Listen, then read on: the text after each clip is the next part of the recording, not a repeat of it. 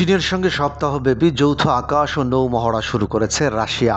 এই মহড়াকে ঘিরে এশিয়া প্রশান্ত মহাসাগরীয় অঞ্চলে নতুন করে উত্তেজনা তৈরির আশঙ্কা দেখা দিয়েছে। তবে রাশিয়ার দাবি, এই সামরিক কার্যক্রম কোনো দেশের বিরুদ্ধে পরিচালিত হচ্ছে না।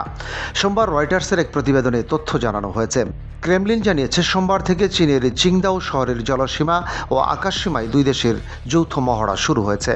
রাশিয়ার ভাষ্য অনুযায়ী এই মহড়ার উদ্দেশ্য কোনো রাষ্ট্রকে লক্ষ্যবস্তু করা নয়, বরং আঞ্চলিক নিরাপত্তা, পারস্পরিক প্রতিরক্ষা সহযোগিতা আরও শক্তিশালী করাই এর মূল লক্ষ্য। রাশিয়ার রাষ্ট্রীয় সংবাদ সংস্থা RIA জানিয়েছে, 6 জুলাই থেকে 13 জুলাই পর্যন্ত এই মহড়া চলবে। এতে রাশিয়ার প্রশান্ত মহাসাগরীয় নৌবহরের বিভিন্ন যুদ্ধজাহাজ অংশ নিচ্ছে। অংশগ্রহণকারী বহরের মধ্যে রয়েছে একটি ক্রুজার, এছাড়া একটি করভেটও মহড়ায় যুক্ত হয়েছে। রাশিয়া একটি ডিজেল ইলেকট্রিক সাবমেরিনও পাঠিয়েছে, সঙ্গে রয়েছে একটি উদ্ধারকারী জাহাজও।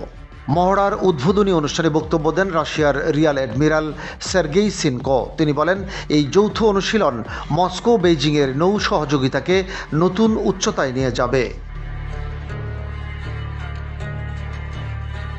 তার মতে, এ ধরনের মহড়া সম্পূর্ণ প্রতিরক্ষামূলক উদ্দেশ্যে পরিচালিত হয়। এদিকে মহড়া নিয়ে আন্তর্জাতিক অঙ্গনে নানা ধরনের প্রশ্ন উঠেছে। বিশেষ করে এশিয়া প্রশান্ত মহাসাগরীয় অঞ্চলে এর প্রভাব নিয়ে আলোচনা চলছে। এ বিষয়ে ক্রেমলিনের মুখপাত্র দিমিত্রি পেসকভের কাছে জানতে চাওয়া হয়। তিনি স্পষ্টভাবে বলেন, রাশিয়া ও চীনের যৌথ মহড়া কোনো দেশের বিরুদ্ধে নয়, এটি এ অঞ্চলের কোনো নির্দিষ্ট রাষ্ট্রকে লক্ষ্য করেও পরিচালিত হচ্ছে না। তার ভাষায়, সবাইকে এই বিষয়টি মনে রাখা উচিত। পেসকভ আরও বলেন, দুই দেশের মধ্যে গুরুত্বপূর্ণ সংবেদনশীল ক্ষেত্রগুলোতে সহযোগিতা বাড়াতে এ ধরনের মহড়া অত্যন্ত তাৎপর্যপূর্ণ। তার মধ্যে সামরিক সমন্বয় আরও শক্তিশালী করতেই এই উদ্যোগ নেওয়া হয়েছে। তিনি বিশ্বাস করেন, এই যৌথ মহড়া আঞ্চলিক নিরাপত্তা জোরদারে ইতিবাচক ভূমিকা রাখবে। এছাড়া এশিয়া প্রশান্ত মহাসাগরীয় অঞ্চলের স্থিতিশীলতা বজায় রাখতেও এটি গুরুত্বপূর্ণ অবদান রাখবে।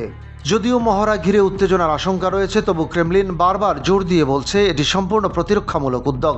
রাশিয়ার দাবি, যৌথ সামরিক মহড়ার মূল লক্ষ্য নিরাপত্তা সহযোগিতা বৃদ্ধি, কোনো দেশের প্রতি হুমকি সৃষ্টি করা নয়। এ কারণে মহড়াটিকে ঘিরে উদ্বেগের পরিবর্তে এর ঘোষিত উদ্দেশ্য বিবেচনায় নেওয়ার আহ্বান জানিয়েছেন মস্কো।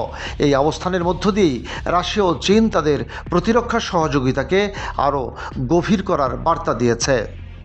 ডেস্ক রিপোর্ট, বাংলাবাজার পত্রিকা।